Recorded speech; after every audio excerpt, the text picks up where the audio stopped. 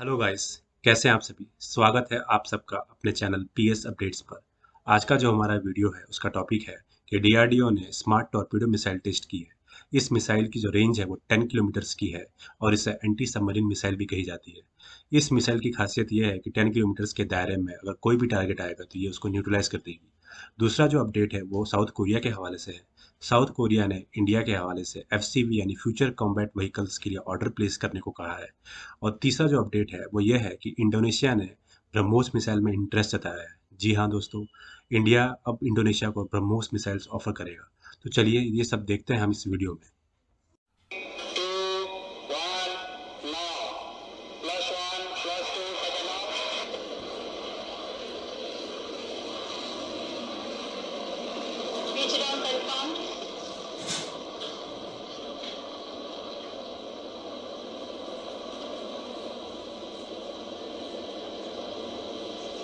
Information to procure 1,770 future-ready combat vehicles was received by 12 original equipment manufacturers, which included the South Korean firm Hyundai Rotem.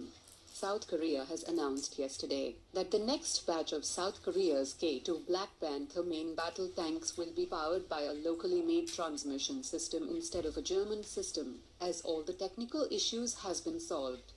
DRDO's Combat Vehicles Research and Development Establishment is also gearing up to test the indigenous 1,500 horsepower engine developed for the future main battle tank in the first half of 2022, and this indigenous engine will also be available if the Indian Army selects a foreign tank under the FRCV program. The K-2 Black Panther fields an advanced suspension system called the in-arm suspension unit that allows the K-2 to sit, stand and kneel, as well as lean towards one side, and several other features are kept classified. But even the unclassified features are enough to offset any other tank in front of the K-2 Black Panther. Hyundai Rotem is also working on a K-1 unmanned tank prototype by 2024 that will convert its existing armored vehicles such as its K-2 main battle tanks and self-propelled howitzers into unmanned ground vehicles. South Korea has already offered the local production of its K-21 light tank to India through its existing partnership with Larsen and Toubro. The upcoming TEJAS MAK2 fighter jet will be superior to the upgraded Mirage 2000 aircraft, and will also outperform it in many fields. The internal fuel carrying capabilities of the TEJAS MAK2 stands at 3,388 kilograms. That is 228 kilograms more than the Mirage 2000, and it will translate into a ferry range of more than 2,500 kilometers and a combat radius of more than 1,500 kilometers. It will have a total internal and drop tank fuel carrying capacity of 7,148 kilograms. That will give it an impressive ferry and combat range. The TEJAS MAK2 will also have 1 ton more maximum takeoff weight than the Swedish Gripen, and it can even manage up to 18.2 tons in rare emergencies. The TEJAS MAK2 will also get the UTAM Mark2 radar, that will come with improved search and tracking capacities with the inclusion of the swash plate repositioner, and will be integrated with Mach 3.5 BRAHMOS and G. 560 km range Scalp cruise missile, and Rudran Mark 1 and Mark 2 anti-radiation missile.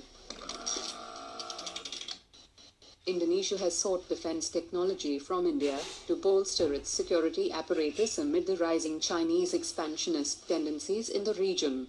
During a meeting on 8 December, Indonesia has expressed interest in exploring joint defense production of military vehicles, and the proposed initiatives are being planned on Indonesian territory, as that would enable Indonesia to acquire skills in defense technology.